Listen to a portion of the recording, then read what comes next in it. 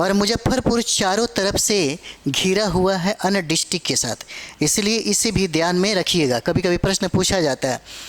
Hello नमस्कार दोस्तों, आप सभी का जिला दर्शन में स्वागत है। बहुत बहुत अभिनंदन है आप सभी लोगों का। तो जैसा कि हम लोग अभी मुजफ्फरपुर में प्रवेश किए हैं तो मुजफ्फरपुर के बारे में हम लोग जानेंगे। ये मैप आप देखिएगा तो ये मैप हो जाएगा मुजफ्फरपुर का, ये मैप मुजफ्फरपुर का हो जाता है ना, मुजफ्फरपुर का मैप है। और मुजफ्फरपुर चारों तरफ से घिरा हुआ है अन्य डिस्ट्रिक्ट के साथ, इसलिए इसे भी ध्यान में रखिएगा, कभी कभी प्रश्न पूछा जाता है। पूर्वी चंपारण हो जाएगा, सारण से घिरा हुआ है, वैशाली से घिरा हुआ है, समस्तीपुर से घिरा हुआ है, दरभंगा के साथ घिरा हुआ है और सीतामढ़ी है, सीतामढ़ी से घिरा हुआ है। ये मुजफ्फरपुर का मैप हो जाता है। और मुजफ्फरपुर में कुछ प्रसिद्ध चीज़ें हैं, जैसे खुदीराम बोस केंद्रीय कारा मुजफ्फरपुर ये स्थित है। यहाँ पे लंगट सिंह महाविद्यालय भी यहीं पे है। और यहाँ पे लीची का बाग भी है, लीची के लिए फेमस है। बिहार में सबसे ज़्यादा लीची का उत्पादन है ना मुजफ्फरपुर में ही होता है। अशोक स्तंभ भी है यहाँ पे, रमन देवी मंदिर भी यहीं पे है। SKMCH मुजफ्फरपुर में ही स्थित है और बाबा गरीबनाथ की मंदिर भी यहीं पे है। तो चलिए आगे हम लोग बढ़ते हैं, प्रवेश करते हैं हम लोग, है ना, मुजफ्फरपुर में। आइए, मुजफ्फरपुर मैप में ज़रूर देखिएगा, है ना, और इंडिकेट किया गया है, यहीं है मुजफ्फरपुर, यहीं आपका मुजफ्फरपुर हो जाता है। मुजफ्फरपुर का कुल क्षेत्रफल 3122.56 वर्ग किलोमीटर हो जाता है। अगर ये याद नहीं भी होता है तो कोई बात नहीं, यहाँ से प्रश्न नहीं पूछा जाएगा, लेकिन जानना ज़रूरी है ना।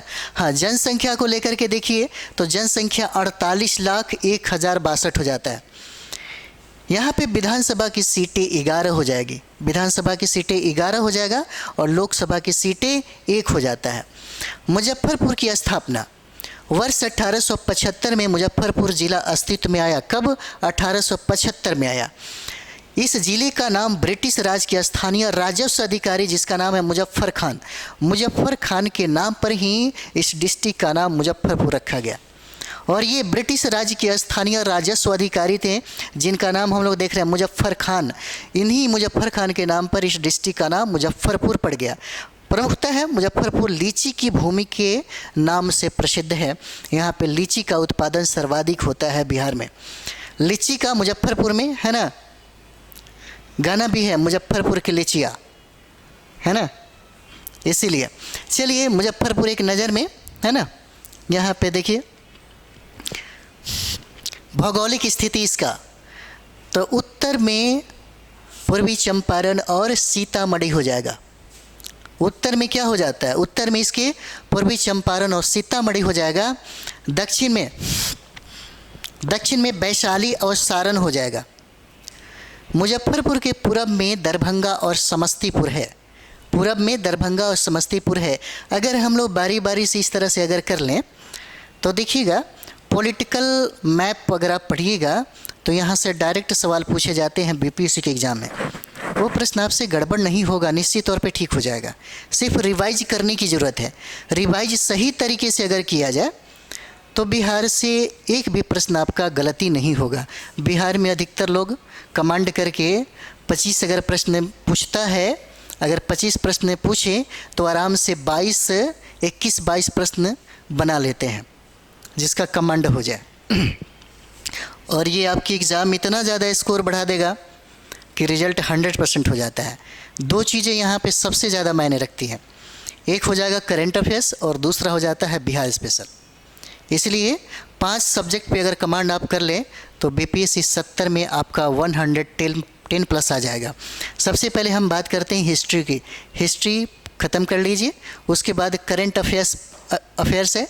अब देखिए ना, यहाँ से 30 प्रश्न पूछे जाते हैं, यहाँ से 30 प्रश्न पूछे जाते हैं। साइंस से भी 30 प्रश्न पूछे जाते हैं और बिहार स्पेशल से देखिए 25 प्रश्न पूछे जाते हैं, है ना। ज्योग्राफी भी ऐड कर लीजिएगा इसमें, तो ज्योग्राफी से 20 प्रश्न पूछे जाते हैं। बस इतना ही अगर कर लेते हैं, इसी पे अगर कमांड आपका हो जाए तो 100% PT का एग्ज़ाम आप फाइट कर लीजिएगा। चलिए आगे बढ़ा जाए। और पश्चिम में सारण और गोपालगंज हो जाएगा।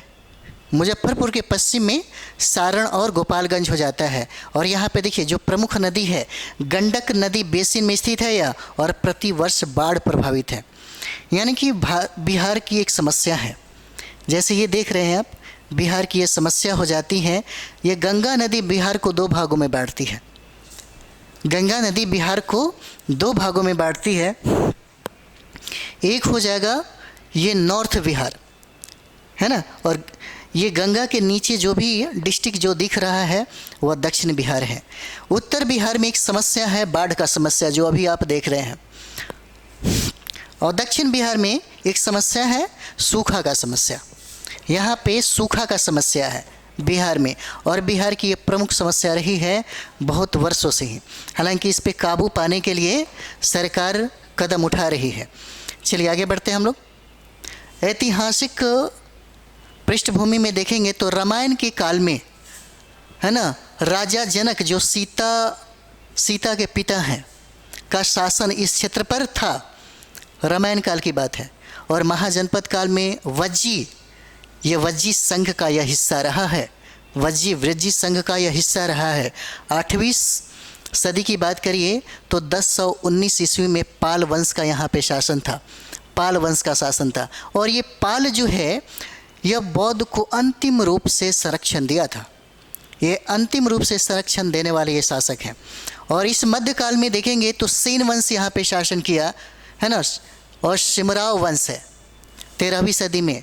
दिल्ली सल्तनत ने भी 1343 में, यानी कि गियासुद्दीन तुगलक के समय में यह शासन हुआ, और मुग़लों का शासन तो रहा ही रहा।